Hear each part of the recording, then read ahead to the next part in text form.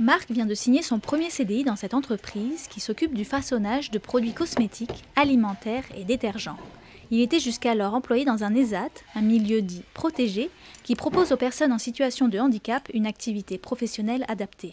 C'était mon projet depuis que je suis à l'ESAT, de travailler en milieu ordinaire comme n'importe qui. C'est un peu une marque de fierté pour les personnes qui viennent de l'ESAT et aussi un aboutissement pour tous les efforts que j'ai faits pendant toutes ces années. L'inclusion par le travail est une valeur revendiquée par l'entreprise BR. 16% de ses salariés sont en situation de handicap.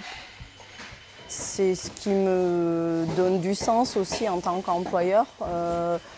Ce qui me fait aussi lever tous les matins, me dire si j'ai un petit pouvoir, c'est celui-là. C'est d'aller choisir des personnes qui ont envie, qui sont méritantes, qui ont envie de progresser, qui sont reconnaissantes aussi. Salut! À l'ESAT de Braconnac, Marc connaît tout le monde. Il y était employé depuis 10 ans. Dans cette structure non médicalisée, les salariés en situation de handicap mental sont formés et initiés au monde du travail. Ici, on travaille surtout sur le comportement qu'on doit avoir en entreprise. Le sérieux, être assidu, essayer de ne pas être déconcentré par le téléphone ou par d'autres collègues pour essayer d'avoir une bonne cadence de travail. Oui.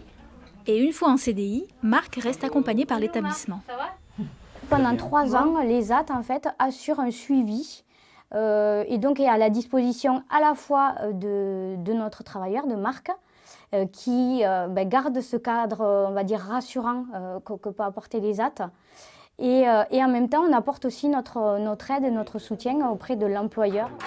Les ateliers de Braconnac emploient 146 personnes et cette année, ils sont 3 à avoir été embauchés en CDI dans des entreprises dites ordinaires.